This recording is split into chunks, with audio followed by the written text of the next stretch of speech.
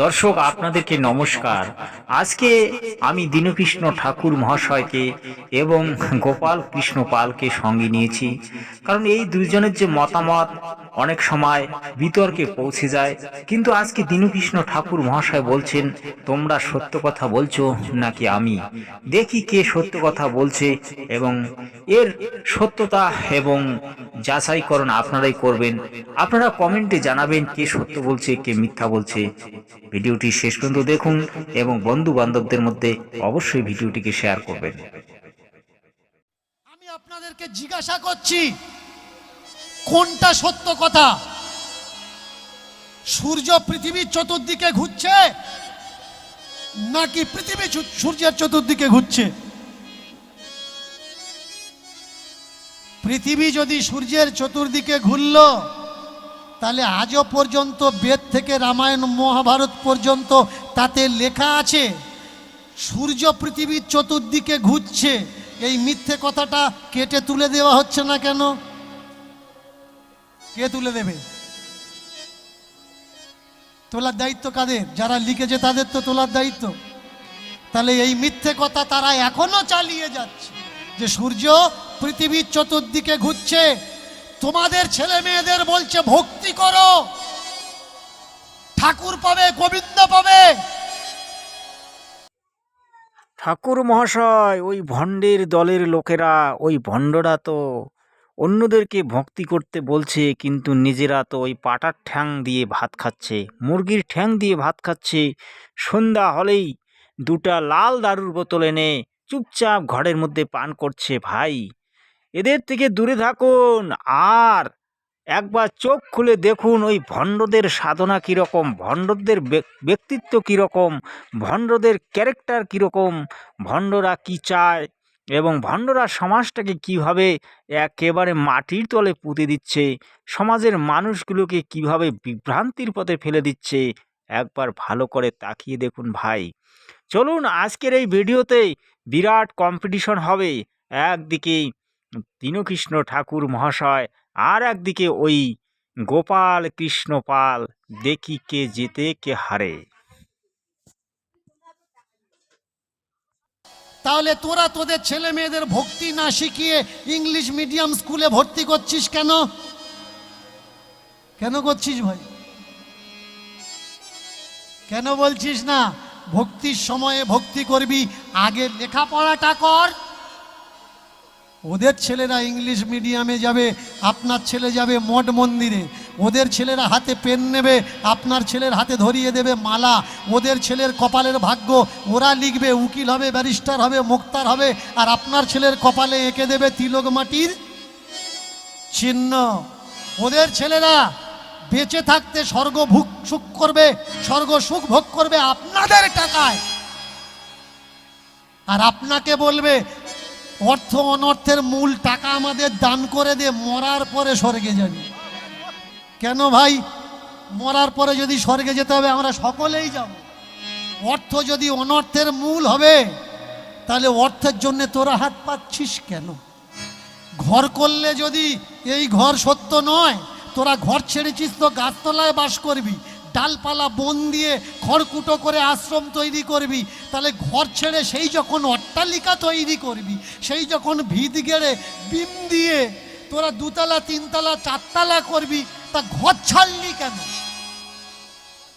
ঘরে থেকে যদি তোরা ঘর বানাতিস, তোদের আত্মীয় বন্ধু বান্ধব তারাও তো থেকে ভালো বলতো। আশ্রমের গুরুজি বাবাজিরা যদি সর্বত্যাগী হবে, তাহলে আশ্রমে এসি লাগবে কেন? আশ্রমের বাবাজিরা যদি সর্বত্যাগী হবে, বাবাজিরা ফোন নিয়ে কথা বলবে কেন? দেখান একটা ভাগবত পাঠক যে ফোন ব্যবহার করে না। তুই তো ভগবানের কন্ট্রাক্টর, তুই ফোন ব্যবহার করছিস কেন? তুই তো তোর ভক্তকে স্বপ্নাদেশ করবি যে কালকে তোর বাড়িতে যাচ্ছি, ফোন করবি কেন?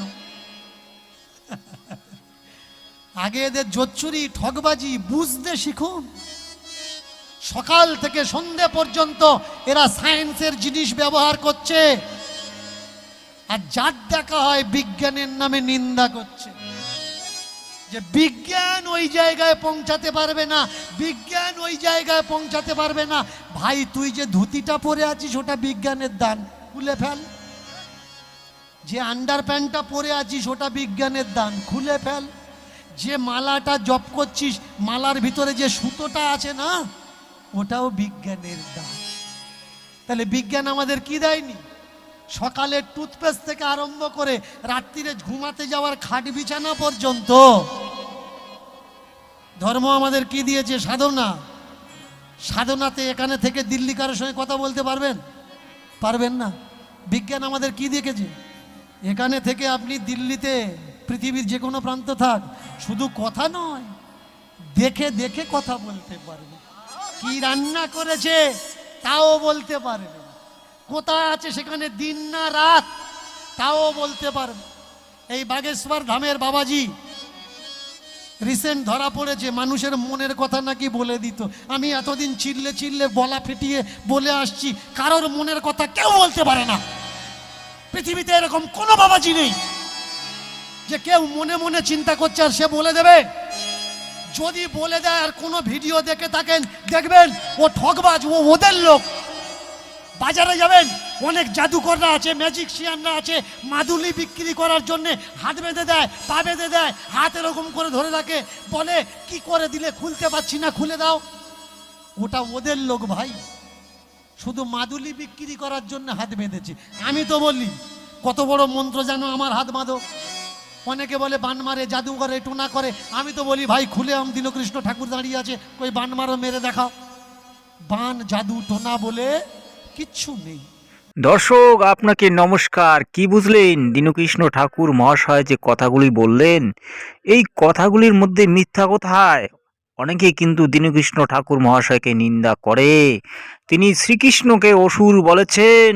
ভাই অসুর এমনি এমনি বলেননি, প্রমাণ ছিল তাই তো বলেছেন, কিন্তু প্রমাণটা একটু মানে এদিক ওদিক ওপির ওপির হয়ে গেছে, যার কারণে তার উপর কিন্তু একটা আঘাত এসেছিল। যদি প্রমাণটা সত্যি হতো তাহলে কিন্তু আজকে কৃষ্ণ কোথায় চলে যেত সেটা একবার বুঝে দেখবেন দর্শক। আসলে কৃষ্ণ হচ্ছে বিষ্ণুর অবতার। তো বিষ্ণুর অবতার অংশ হওয়ার কারণে তিনি অনেকগুলি লীলা দেখিয়েছিলেন।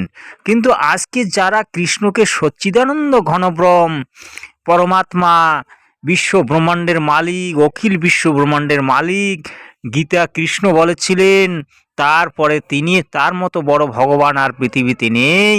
যারা এই কথাগুলি বলছে আমি তাদেরকে বলছি, ভাই আমার লাইভে এসো, কথা বলি, জ্ঞান চর্চা করি। কিন্তু দেখি মাঝে মাঝে দুই একজন ক্ষুব্ধ হয়ে আমাকে ফোন করে, কিন্তু তারপরে যখন আমি কথা বলি তারপরে কিন্তু আর ফোন তোলে না।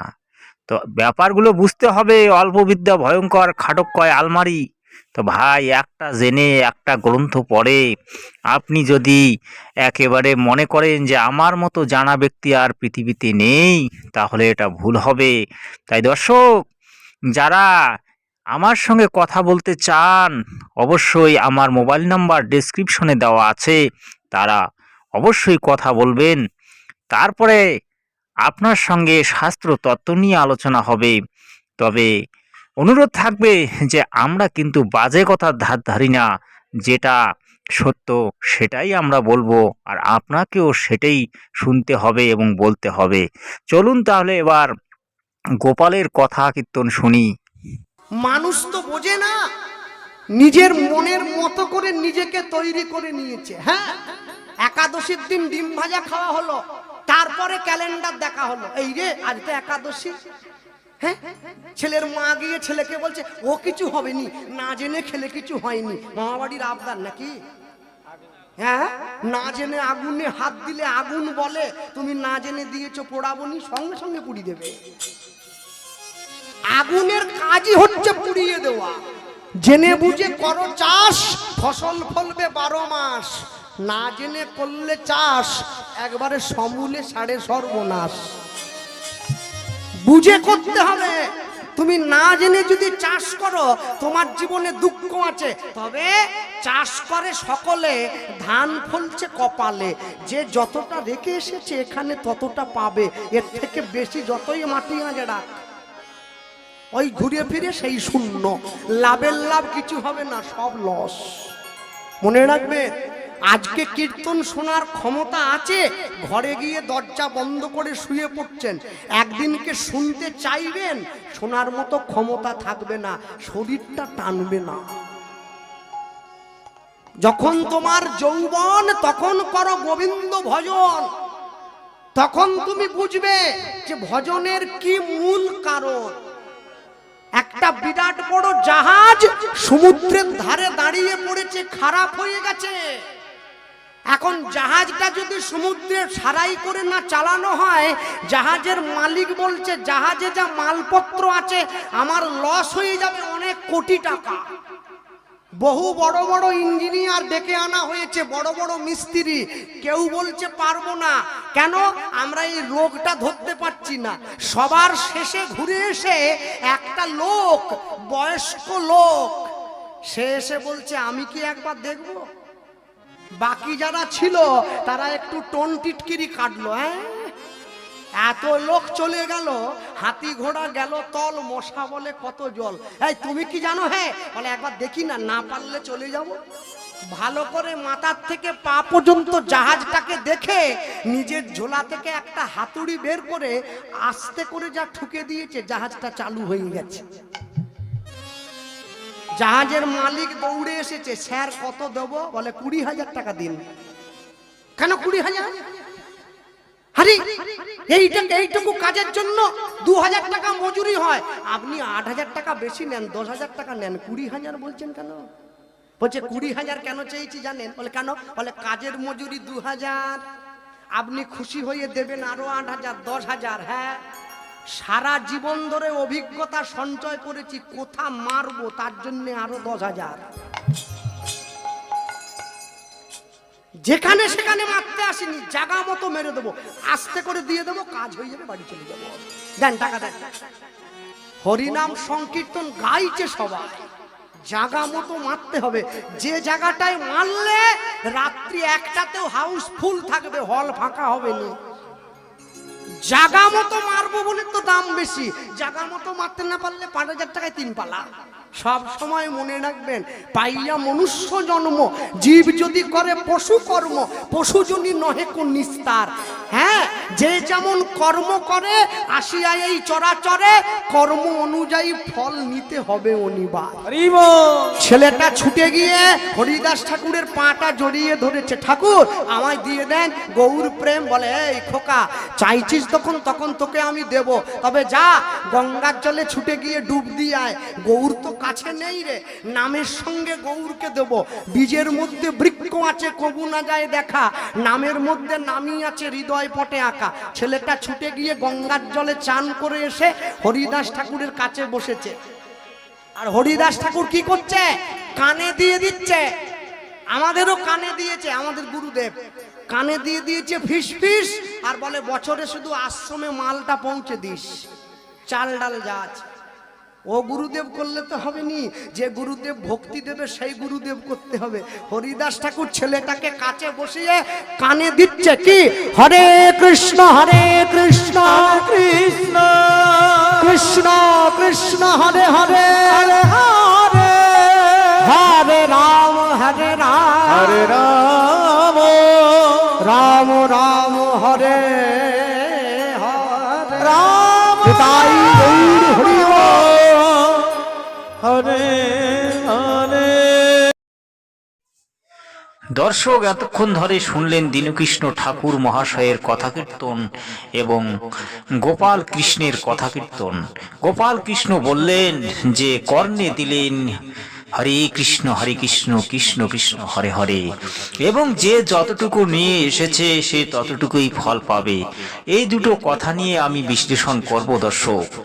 কারণ মানুষ পূর্ব জন্মের কর্মফল নিয়ে যে এই পৃথিবীতে আসে, এটার কোনো কিন্তু প্রমাণিত কোনো গ্রন্থে উল্লেখ নেই। কিন্তু মানুষের জন্ম মৃত্যু যে বারবার হয় এটা সত্য, এবং এমন কিছু বিধান আছে 84 লাখ যোনি ভ্রমণ করে একবার মানব জন্ম পাওয়া যায়, এটা আমাদের গ্রন্থে উল্লেখ আছে। কিন্তু 84 লাখ জুনি যে সকলকে ভোগ করতে হয় এমনটা নেই, কারণ কর্ম অনুসারেই সবকিছু ফল পাওয়া যায়। তো দর্শক, আপনাদেরকে আমি এটাই বলবো যে আপনারা কর্ম করুন কিন্তু ফলের আশা করবেন না। আপনারা সঠিক কর্ম করুন, আধ্যাত্মিক কর্ম করুন এবং এই জগতের মানব সমাজের কল্যাণকারী কর্ম করুন। নিজের জীবাত্মাকে কখনো অবনতি হতে দেবেন না, অর্থাৎ জীবাত্মা যেন পাপগ্রস্ত না হয় এবং জীবাত্মা যেন ওই কুত্তা গাধা শিয়াল 84 লাখ জুনিতে না যায়, সেই দিকটা চিন্তা করে এই মানব জীবনের কর্মগুলি করে যাবেন। এবং মানব জীবনের যে মূল উদ্দেশ্য সেটা হচ্ছে মোক্ষ লাভ করা। মোক্ষ লাভের কর্ম বর্তমান যুগে দিচ্ছেন একমাত্র জগৎগুরু তত্ত্বদর্শী সন্ত রামপাল মহারাজ। তার প্রায় কোটি কোটি শিষ্য আজ অনেকেই মোক্ষ প্রাপ্তি পাচ্ছেন এবং অনেকেই মোক্ষ লাভ করে সেই শাশ্বত সনাতন ধামে পৌঁছে যাচ্ছেন। এটা সর্বসত্য, তার যথেষ্ট প্রমাণ আছে। আরও এই গোপাল কৃষ্ণ বলেছেন যে হরে কৃষ্ণ নাম কর্ণে দেওয়া হয়েছে। গৌরাঙ্গ মহাপ্রভু যে নাম দিয়েছিলেন সেটা হরে কৃষ্ণ হিসাবে ছিল না ভাই, সেটা ছিল হরে রাম রাম রাম হরে হরে। কিন্তু সেই নামটাকে আজকে উল্টে পাল্টে একেবারে গোলমাল করিয়ে দেওয়া হয়েছে, কারণ এই নামেও জীব গোলকধাম পর্যন্ত পৌঁছাতে পারে, এই নামেও জীব অতি সহজেই মানব জন্ম পেতে পারে, এটা সত্য। কিন্তু যে নাম আজকে যেভাবে গাওয়া হচ্ছে, এই নামে মানুষের পতন হচ্ছে, মানুষ নরকে চলে যাচ্ছে, এটাও সর্বসত্য। এই গৌরাঙ্গ মহাপ্রভু এই নামটা কোথায় পেয়েছিলেন জানেন? একদিন তিনি ঘুরতে ঘুরতে একটা কাগজের পৃষ্ঠা পেলেন এবং সেটা একটা পুরাণের পৃষ্ঠা। সেই পৃষ্ঠাতে লেখা ছিল হরে রাম। সেই পৃষ্ঠাটি পড়ে তিনি দেখলেন যে এটা গোলকের গোপন নাম ছিল। সেদিন থেকে তিনি তার মন্তব্য প্রকাশ করলেন যে এই নাম আমি জগতে বিলাবো এবং এই নামের মাধ্যমে জগতের কল্যাণ করব।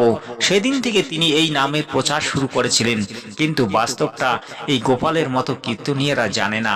তাই দর্শক, আমি জানিয়ে দিলাম, যদি আপনাদের ভালো লাগে অবশ্যই চ্যানেলটিকে সাবস্ক্রাইব করে রাখবেন এবং এই ভিডিওটিকে বন্ধু বান্ধবদের মধ্যে শেয়ার করবেন।